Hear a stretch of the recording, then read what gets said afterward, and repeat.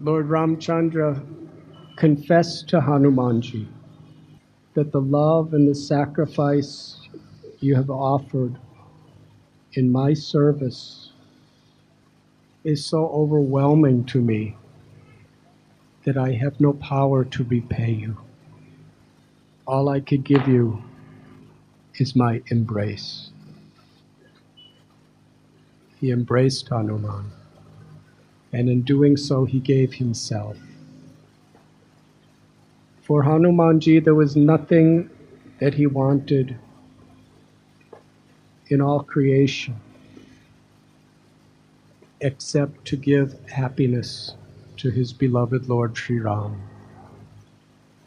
And knowing Ram's love for Sita, his ultimate and only goal in life was to give happiness to Sita. In fact, Hanuman lives forever to give protection, inspiration, and empowerment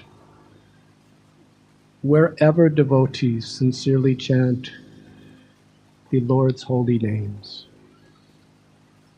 Because he knows there's nothing that gives pleasure to the Lord greater than being the servant of his servants. That is what he lived for. Similarly, when the gopis made such great sacrifice and took such risk to meet Krishna on the Sarat Purnima,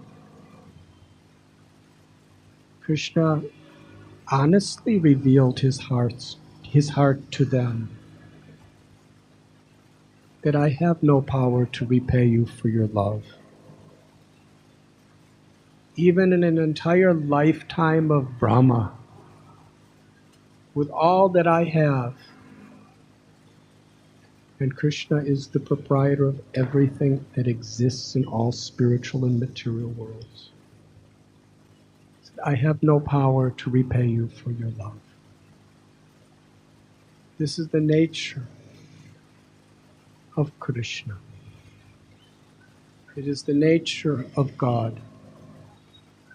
Gratitude is one of the most essential virtues for spiritual progress.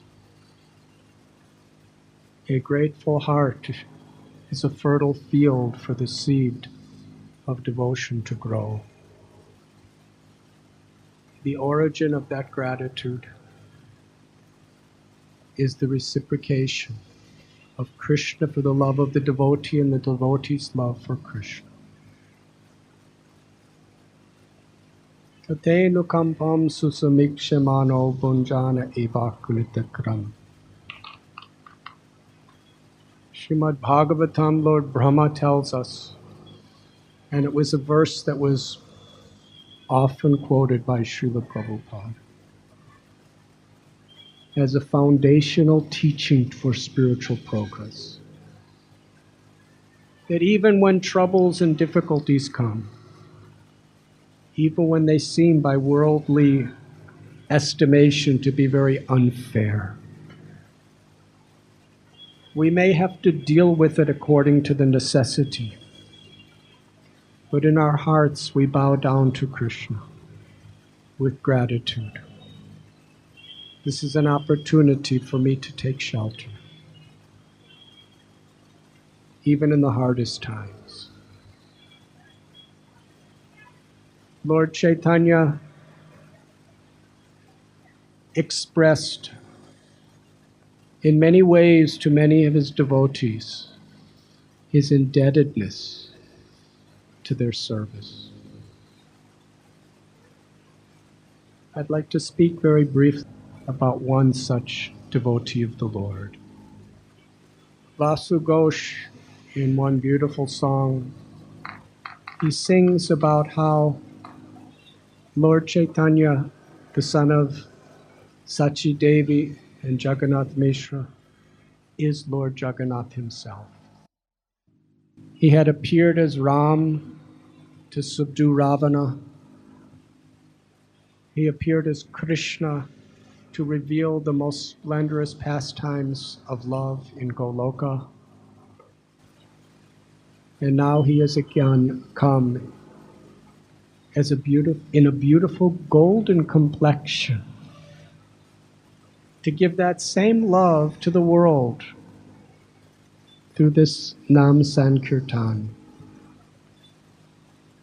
or the chanting of the holy names. And Krishna's most intimate loving associates of all of his different avatars appeared as various personalities in Mahaprabhu's leela. One was Hanuman. It was Hanuman's wish to be the servant of the Lord whenever and wherever the Lord appeared within this world. He came as Murari Gupta. As Hanuman saved Laxman from a great catastrophe by carrying the Gandhamadana mountain from the Himalayas with healing ayurvedic herbs. He is considered to be the supreme ayurvedic physician. Hanuman was everything. He was a great yogi. He was a great ayurvedic physician. He was a poet, a scholar, a musician, an athlete, an architect, an engineer. He was everything.